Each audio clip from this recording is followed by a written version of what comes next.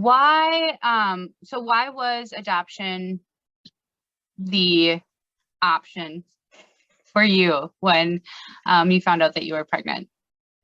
Well, adoption ended up being a good choice for me. I found out I was pregnant when I was 17, and certainly was considering all of my options, but I am the youngest of six in a very Catholic family, and it was pretty clear that abortion would not be a choice for me, especially because I was underage, that it wasn't accessible to me.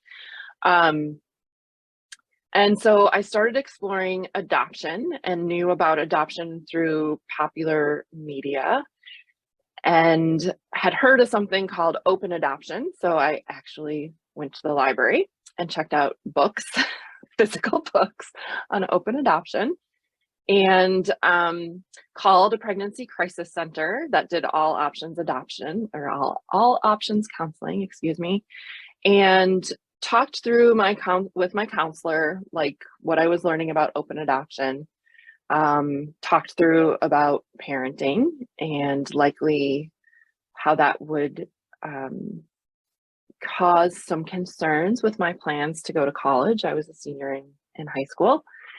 And my counselor hooked me up with, well, actually, she did not hook me up with any adoption agencies. They had this list of 10 different agencies in the area.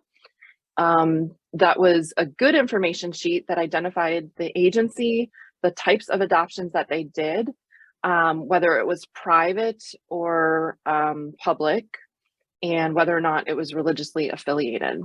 And I felt very strongly about having a nonprofit agency that was not connected to a religion. I did not want this to be I don't know, a religiously significant thing.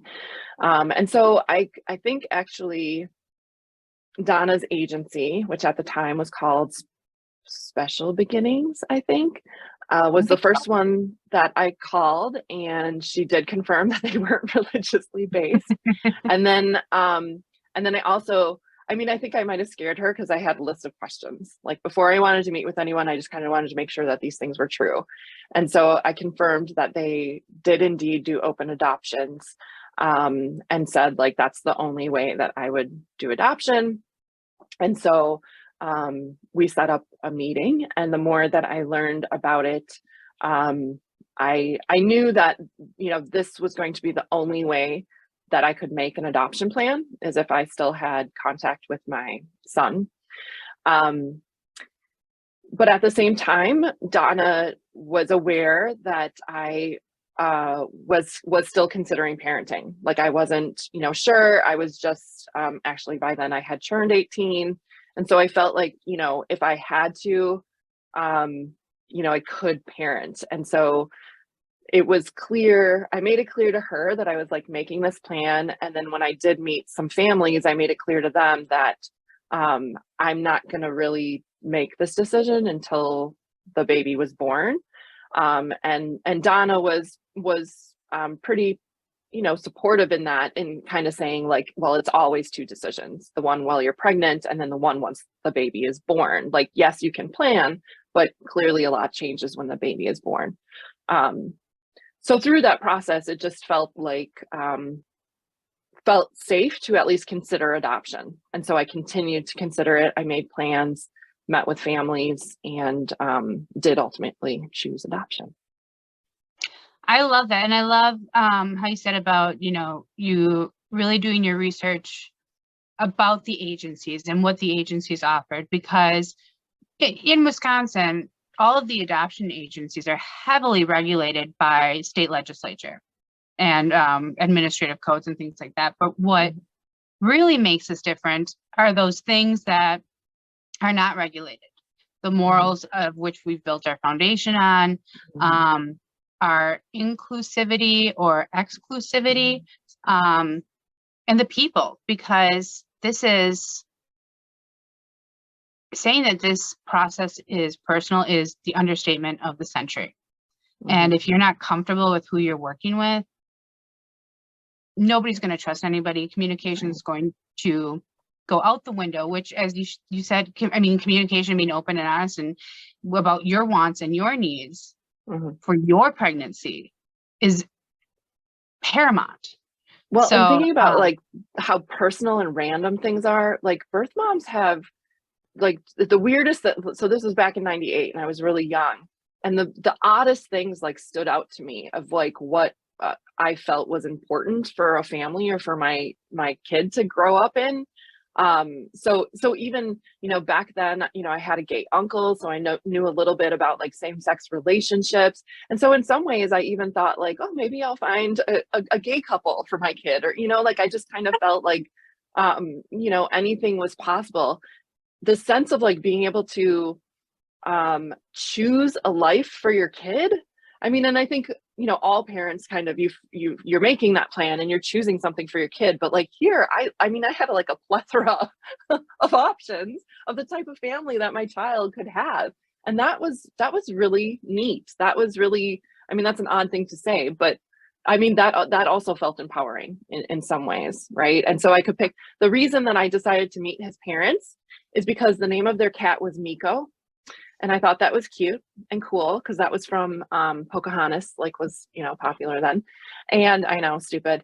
And then also that the father played musical instruments, which was the same as his birth father, right? And the adoptive mom had been in color guard and I had been in color guard. And I was like, oh, neat. Let's just meet that. Maybe that, you know, we're similar in that way. So I it's love the it. most random things. Yeah. And like you're saying, you're choosing a life for your child when at the age of 18, you still haven't even chosen a life for yourself. Right. Yep, And then no to clue. have this little thing, depending on you, to pick that life, you know, it doesn't matter what stands out to you at that point. It's just, you know, you got to go with your gut, because what other resources in your toolbox do you have?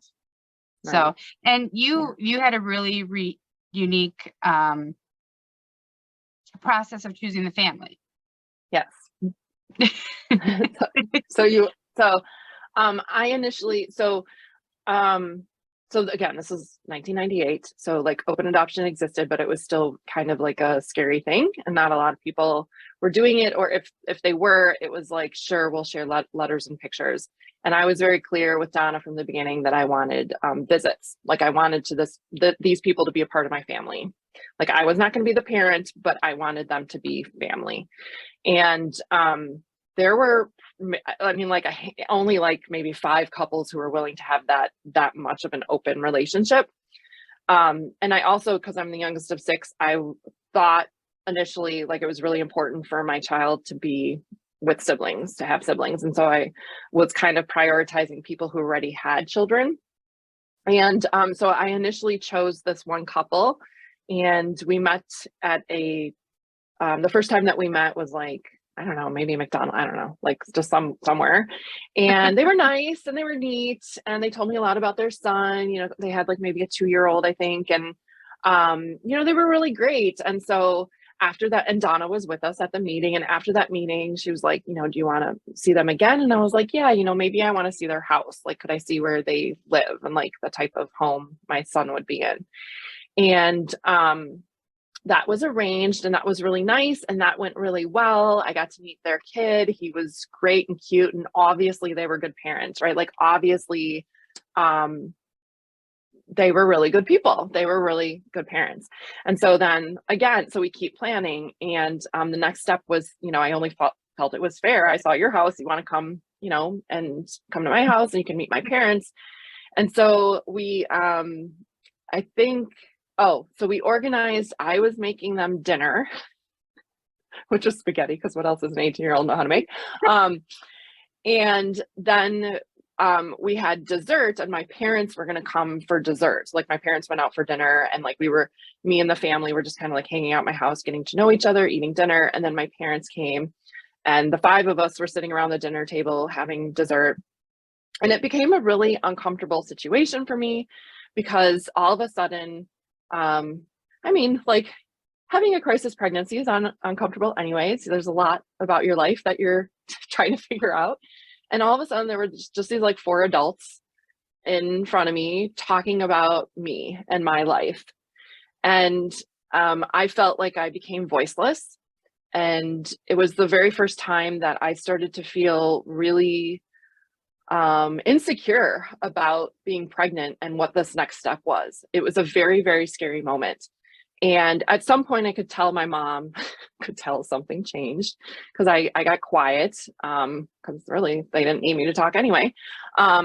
And Mhm. so, we just kind of like said our goodbyes that evening. And I, was really polite to them and said, I'll be in touch. And after the door closed, I looked to both my parents and they immediately said, like, they're really nice, they're really great people.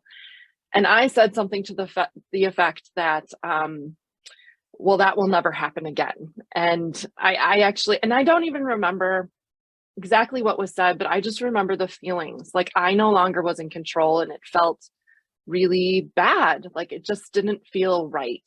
And I know I didn't talk to, and I was very close with my mom.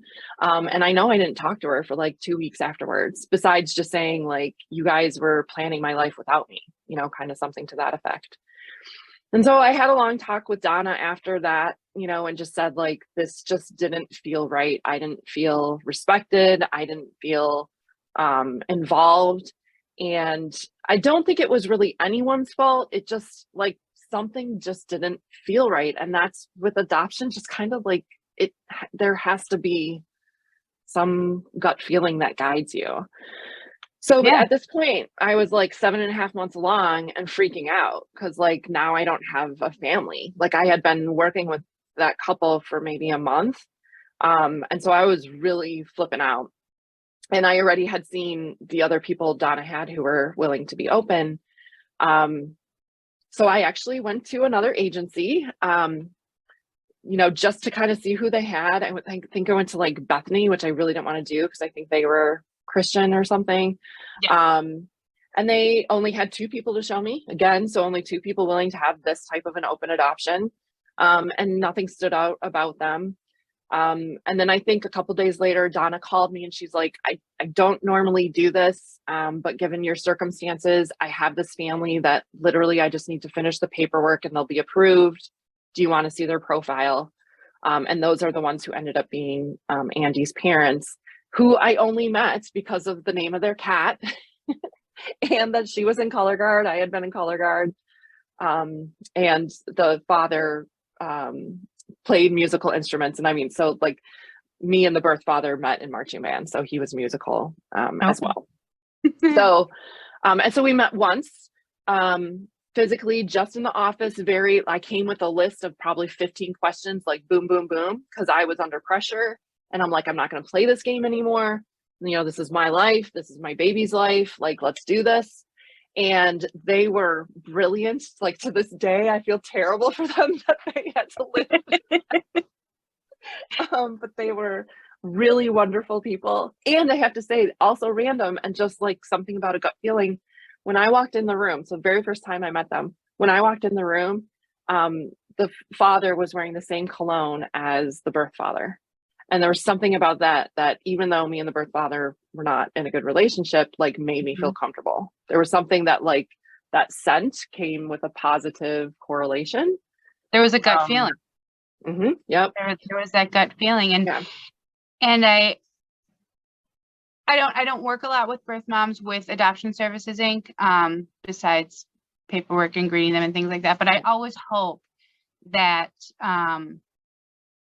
they feel comfortable asking those questions and being open and being demanding if they need to, Mhm. or Yeah. or sometimes you do just need to be a little rude, All we especially. get is that, pregnancy and that immediate like infant, um, so, like life, right? Like that I'm literally like have this life in my hands. And so I do feel like you need to be a tiger mom just for that second to make, because Yep. that's all that you have and you need to protect it and you're letting that go. And you are trusting that these people are going to protect it for the rest of their lives. So I do feel like it's okay for birth moms to sort of be pushy in that way. And I think it's really hard for adoptive parents, but it's such a huge responsibility. And then it's Yeah. gone, right? Like, so Yeah. we have to And make the right is it safe decision. to say Donna supported you too in being a tiger mom? She did, for sure. But I do remember, so again, this was 1998, so we didn't have at-risk placement. And when she visited me in the hospital, she was like, how are you feeling? Are you still planning adoption? Do you want me to arrange the foster family for Andy? And I said, I'm like, I can take him home, right? And she's like, well, yeah, he's your son. And I said, I think I'm gonna take him home and meet the parents again. So I met them once in the office, and then literally like it was, the week before I was giving birth. And so I talked to them on the phone. But then it was kind of like I gave birth and we talked on the phone again, and I still felt comfortable with them.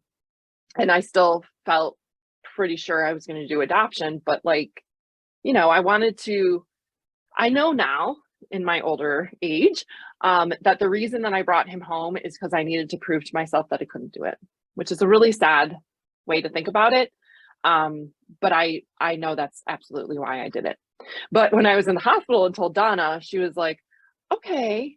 And she was absolutely thinking like, this girl's never going to choose adoption. She for sure thought I was going to parent. And I guess I didn't know how to explain like why I felt like I needed to bring him home. But I know now that really, I needed to see the dynamic of me trying to mother and my parents being there and supportive, but not supportive, right? Like, what that would be like. And so yes, she definitely was very supportive, and yes. I love that. And I love that you recognized what you needed and you led the show. This is how it's going to happen. And and you said at-risk placements, for anyone watching that doesn't understand what that means. Prior to, I don't even know when it happened. Maybe like 2004, early 2000s, I think it happened. So the fact that adoptive couples are now licensed as the foster home, and baby typically goes home with the adoptive couple through TPR, then finalization. It used to be that baby would go to a foster home or a bridge home. Private foster home. While TPR and things like that happened, and visitation was managed by the foster home, and it wasn't really ever adoptive couple and birth family together. It was all separate and individual. So that was the difference between then and now. Yeah. And my experience with that was really positive. So I had so my son was born on Christmas Eve. So I actually had started college. So I was like a fat, pregnant 18-year-old for my first semester of college. And I was on Christmas break. I was on holiday break. And which is why I knew I could parent him for 2 weeks. And the reason it was only 2 weeks is because it was like, okay, I am going to choose adoption. I need to enroll in school and get back to life. So I had him for about 2 weeks, and then he went to this private foster home, which is a wonderful woman. And I think one of our grants is named after her. Or she just like was an amazing, amazing mother, amazing caregiver. And in her home, so I had the option of visiting my son whenever I wanted. I mean, within reason. And then the adoptive parents had the option of visiting him whenever they wanted. And that was a really good space for me to kind of, so I had him with me and fully like loved and bonded with him in a positive way. And then he wasn't like removed from me instantly. Like I had a couple of weeks of like seeing him, and then thinking through this grieving process and slowly letting go. And certainly his foster mom was very generous in that process. I don't think she had a lot of birth moms visit. And so she was just very loving during that process. And then I would kind of check in with her, like, have his parents stop by? What did they do? And she's like, oh yeah, we did a bath and and so it was nice to kind of get somebody else's perspective on like how great they were going to be.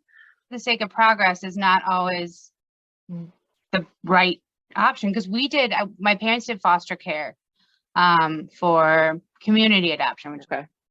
Yeah. but I can see where that would be really, I know it's a lot, it requires a lot more resources, but Mhm. there is that privacy, there is that time management by the foster home. I think it's just an interesting perspective for adoptive parents to think about, like, you know, what, as well as like, because my biggest concern with at-risk placement is like, I knew the whole time I was the parent. Like, I was very happy about knowing that until there was TPR, I was the mom. Like that made me feel empowered and really like affirmed in my choice. And so having the foster care experience for my son, you know, that he was there, I still felt like, not that I did because she was an amazing woman, but I felt like if I had a concern with the foster home, like I could say something, right? Like it was still my son. And it gave me that time to get to know his parents better and really affirm my choice. Like, yes, I want him to be with this family. So, and I don't think, I mean, I understand, you know, the desire for adoptive parents to have that infant right away and provide that stability. But I also just feel like, you know, God forbid that it doesn't happen. Like, you know, that pain that you're going through could have been avoided because there was a you know, a middleman. Like that's what the private foster home provides, is this really kind of nice buffer for both the adoptive family and the birth family. So Yeah. and then it was my TPR, and with my TPR was very awkward because you go into the court hearing and I'm the parent, so I picked him up from foster care and brought him to the court because I wanted him there, which I think was also unusual, but I sort of just needed to know that my son was involved in this. I don't know, I just needed him there. So my mom was out in the hallway with my son while we were in court. And then literally after I exit that courtroom, I'm no longer the mom, right? Like everything happened. And so I came and I picked him up and I gave him a hug and a kiss and was crying, and you know, and Donna said, "Are you doing okay?" And you know, gave my mom a hug, and my mom was being really supportive. And then it was like, yeah, like now what? And Donna's like, well, I have to drive him back to the foster home, you know, which his parents were waiting at the foster home. That then they could do the transfer to, I don't remember what they call the other placement before the finalization.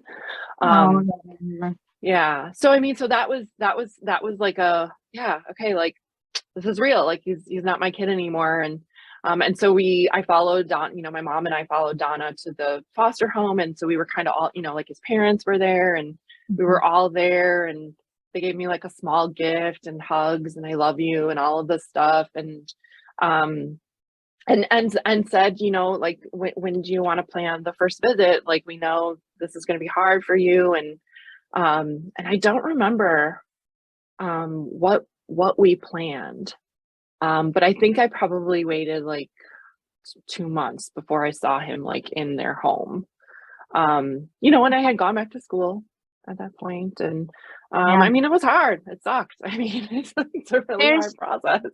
There's no way to describe the energy and the emotional state of that room when adoptive couple and birth family come and that transfer happens.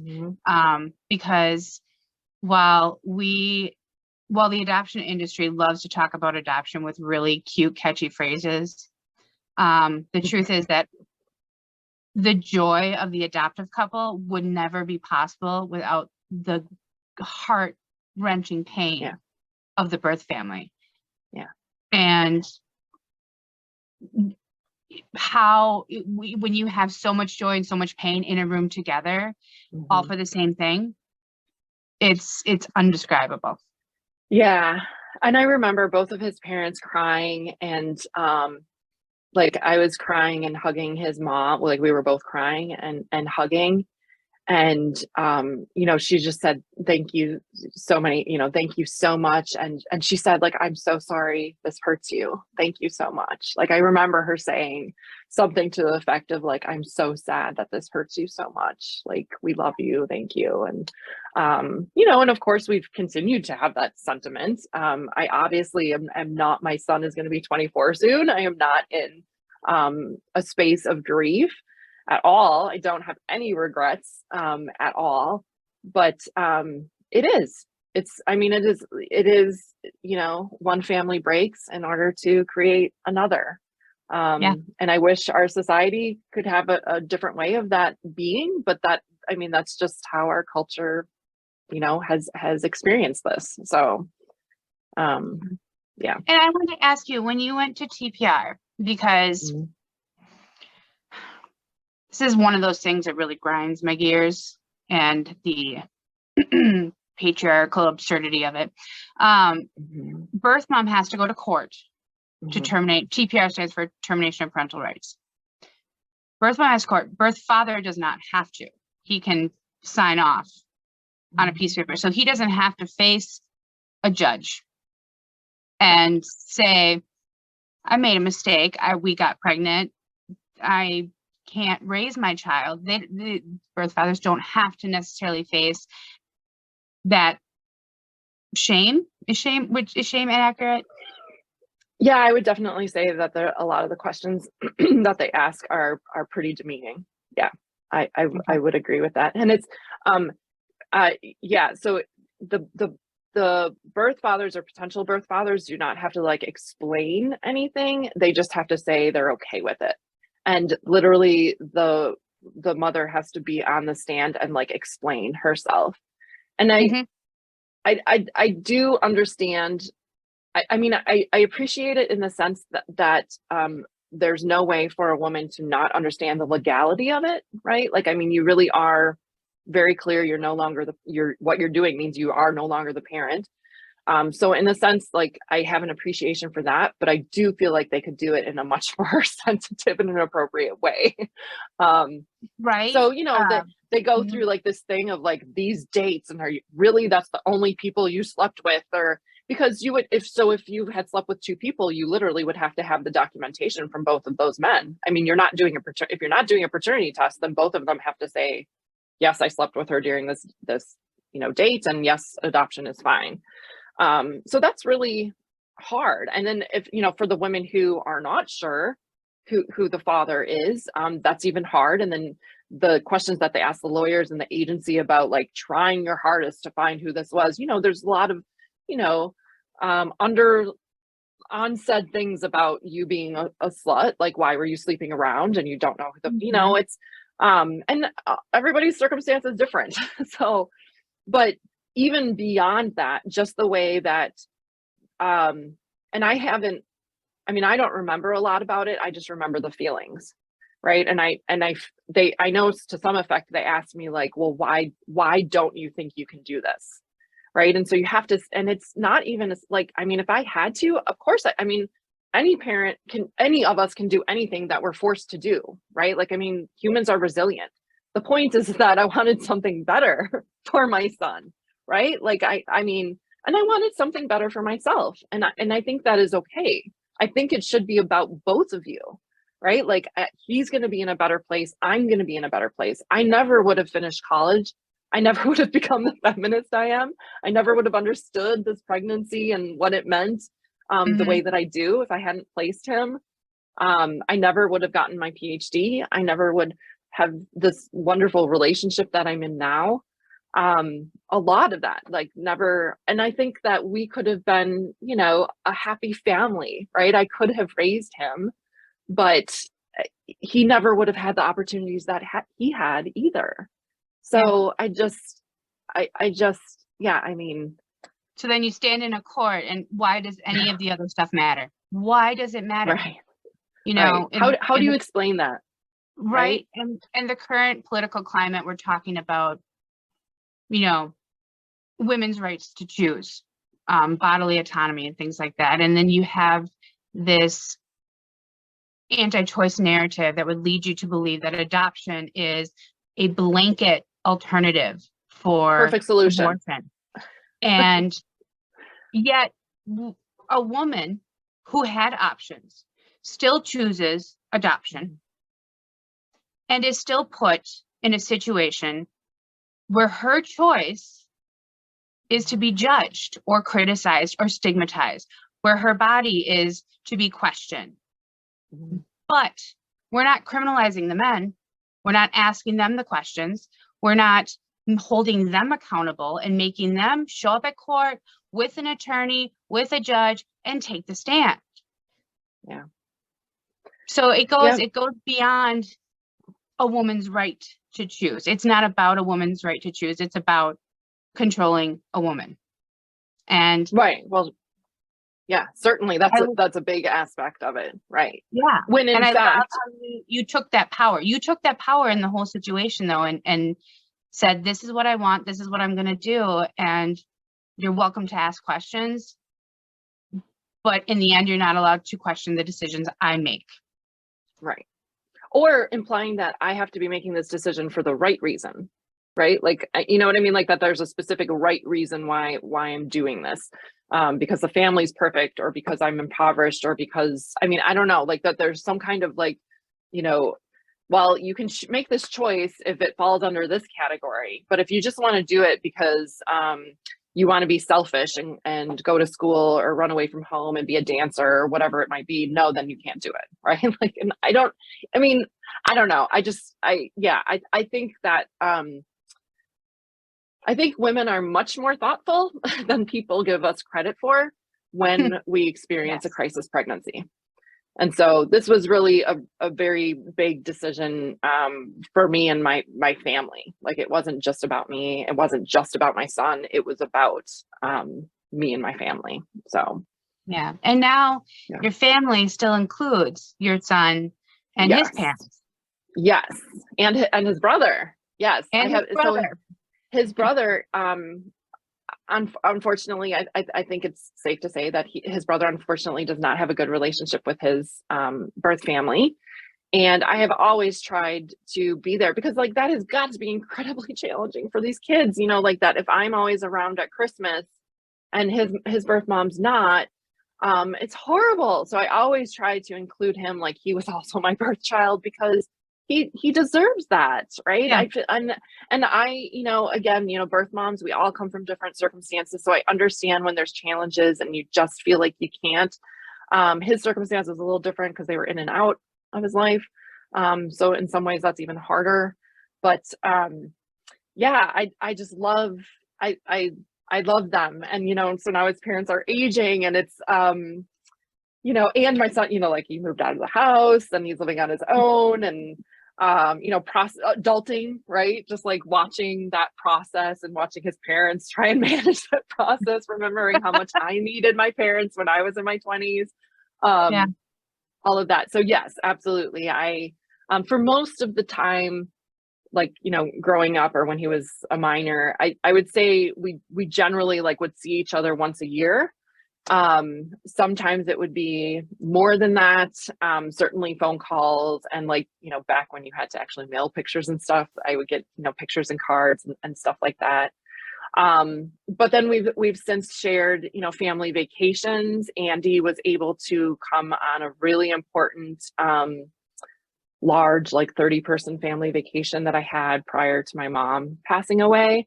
And that was just so wonderful for him to, you know, like have more time with his cousins who he like knew of, but didn't really get to, you know, and just kind of see my family in a different way, and them see him in a different way. So that was really beautiful and wonderful. And then since, you know, like my partner and I have vacationed with him, you know, as an adult, like we, you know, kind of go out. And I think, I mean, that's, you know, what I've always, you know, I want to be a grandma. I can't wait to see. I don't know if he's going to end up having kids. Once he said he never would. Now he's kind of thinking about it, but, you know, like it's, yeah, I mean, it's a different relationship, and sometimes it's really hard. I know he doesn't think of me as a mom, and sometimes that's really hard, because I do think of myself as a mom, even though I know I'm not like a traditional mom and I don't mother him. So that's been hard, but I also know that he loves me and I'm important in his life. So, you know, It's label aside, it doesn't, it doesn't really matter. At least we're still in each other's lives. So, yeah, and it's something you can't put a label on. It's not like a blended family. It's not yeah. like an aunt or an uncle or, you know, a Yeah. mentor kind of thing. It's all of that and then more. Mm-hmm. And especially as they grow older and understand the complexities of Mm-hmm. adulting Right. and Yeah. familial ties and Yeah. you can't describe it. You can't put a label on it. Yeah. So yeah, I Yeah. love that. Well, interviewing you is amazing. You're Is that incredible. good? You're Thanks. incredible.